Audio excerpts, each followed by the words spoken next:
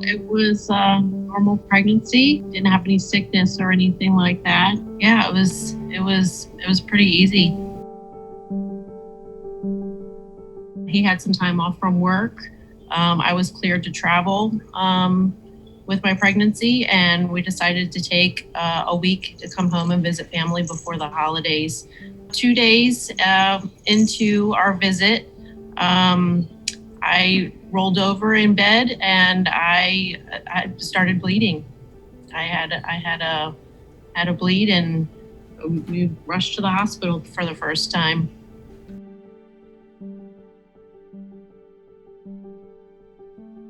At that point, we were with her parents just outside of Baltimore, Glen Burnie, and then decided to head down to my parents down in King George. We actually were in contact with my doctor back here in Alaska. And, she wanted me to go, was it 2 weeks? 2 weeks. Yeah. 2 weeks bleed free before I attempted to get back on an airplane. And I had another bleed.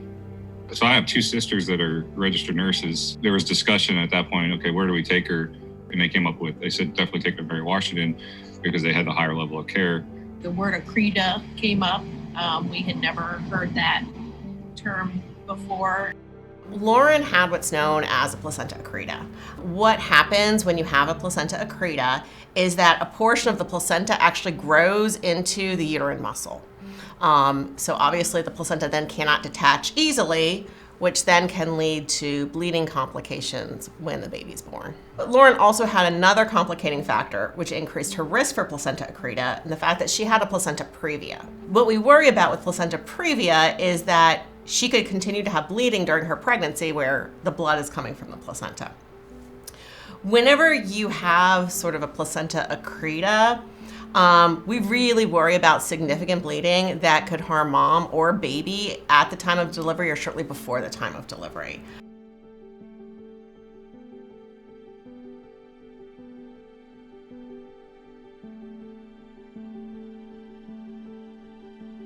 The decision was made to just go ahead and stay in Alaska while we waited for more information on Lauren's condition.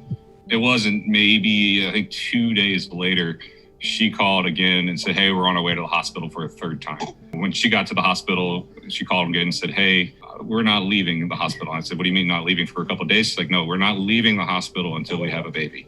She was going to be delivering her baby at Mary Washington Hospital. And we knew that she had a complication that could end up with a complicated surgery and a relatively significant harm. We were hanging out in the hospital. My son and my niece actually brought me a Christmas tree and decorated my hospital room because, they knew we were going to be there for a while. I started bleeding again in the hospital. So December 10th, I got a visit from Dr. Villers. She told me that we were having the baby in 7 hours.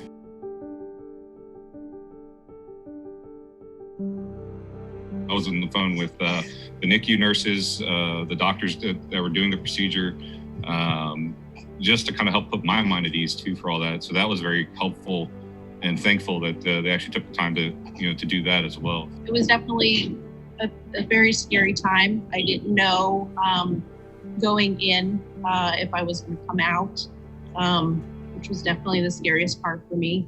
Not seeing my son or my husband or my new baby. The anesthesiologists, were comforting. I know there was a nurse that was holding my hand.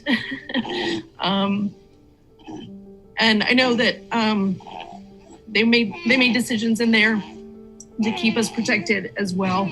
The surgery really was textbook in terms of what we were doing in terms of delivery. Sebastian came out, passed him off to the neonatologists. Basically we stood and looked at the placenta. The placenta separated from the top of the uterus. It was definitely stuck on the portion around where her cesarean scar was. So she luckily just had a very focal area of the accreta. We were able to peel that away and treat the bleeding. So thankfully all of that happened. We didn't need to proceed with the hysterectomy. Even though it was very scary, I almost felt a sense of peace in there. And then when I woke up, Dr. Villers was there and she let me know that they had saved my uterus. and then I could do with this all again. And I think I laughed and I said I didn't think that was going to happen, but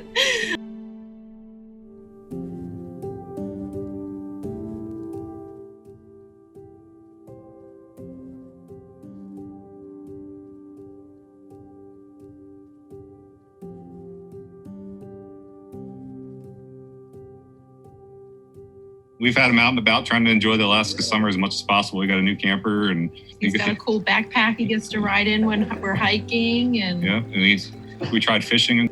He's just a pretty happy little baby. I know for Lauren and her family, there was just so many unknowns. Certainly being halfway across the world from your home, your friends, that adds a real level of stress and uncertainty. I'm just so glad to see that everything went well.